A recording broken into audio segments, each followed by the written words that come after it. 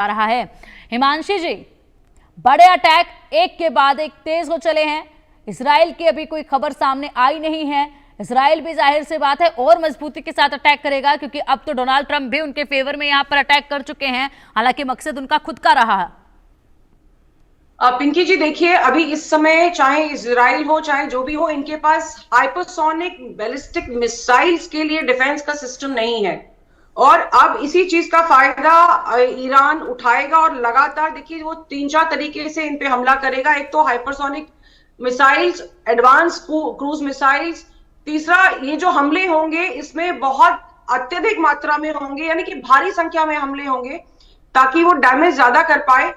कम लागत वाले डिकॉय वाले जो हथियार होते हैं उनका इस्तेमाल करेगा और मल्टी डोमेन रणनीति में आ जाएंगे। और बहुत ज्यादा सरप्राइज का एलिमेंट रहेगा, जैसे कि सुबह से हम लोग डिस्कस कर रहे थे, लोग कह रहे थे कि ईरान शायद डर जाएगा।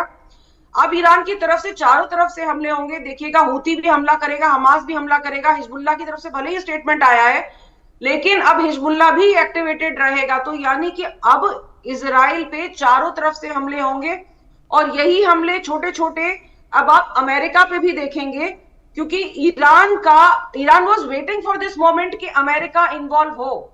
तो कहीं ना कहीं वो सक्सेसफुल रहा है इसमें कि ईरान अब जो है खुले तौर पे अमेरिका पे एक तरीके से पलटवार कर पाएगा, जिसका वो इंतजार कर रहा था। तो ये ईरान की सक्सेस है, ये अमेरिका की सक्सेस नहीं है, जो मैं इस तरह से देख पा रही हूँ।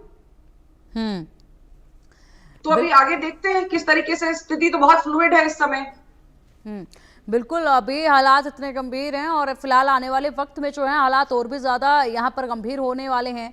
लेकिन अगर देखा जाए तो अब आवाज़ जिस तरीके से अमेरिका में उठ रही है और बताया बार बार यही जा रहा है कि कानूनों को तोड़ा गया है डोनाल्ड ट्रंप की तरफ से और कानूनों का उल्लंघन करते हुए उन्होंने ये अटैक किया है। तो अपनी ही आवाम को, अपने ही देश में शांति के लिए, जनता को समझाने के लिए, शांत करने के लिए किस तरीके से डोनाल्ड ट्रंप कदम उठाएंगे, या पूरी तरीके से इग्नोर करते हुए विपक्षी पार्टियों को वो अटैक आगे करेंगे और पूरी तरीके से इस वॉर में आगे भी बढ़ते चले जाएंगे? देखिए, ट्रंप जो है ना बहुत अनप्रिडिक्टेबल इंसान है।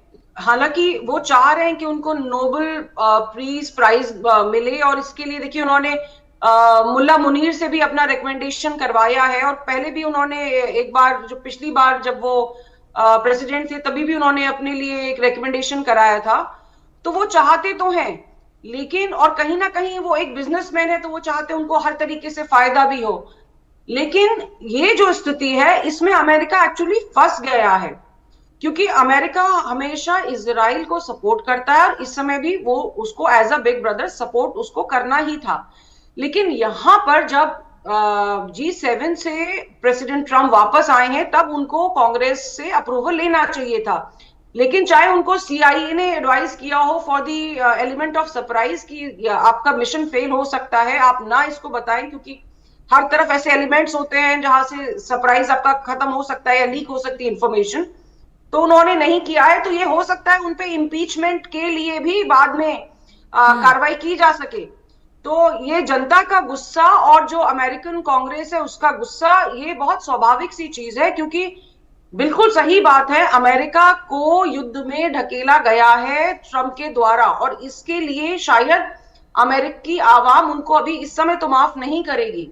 ये युद्ध खत्म होने दीजिए, उसके बाद ये इंटरनल पॉलिटिक्स बहुत अगली मोड़ लेगी अमेरिका में। Over to you Pinky ji.